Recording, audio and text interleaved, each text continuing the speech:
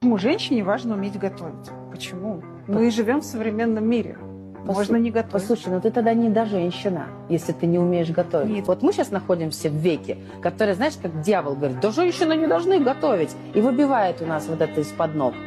Где это написано, что не должна? Я даже хуй знает, с чего начать. Во-первых, ты же сама не умеешь готовить. Вся страна видела твое шоу. Во-вторых, любой взрослый человек должен готовить. Чего вы докопались до женщин? И в-третьих, это дичь, а не аргумент. В начале 20 века женщинам нельзя было даже голосовать. Хотите туда откатываться? Они там и готовили, и сидели дома, и терпели побои. Но общество развивается. И поэтому мы живем постоянно лучше, чем наши родители. Здесь про здравый смысл подписывай.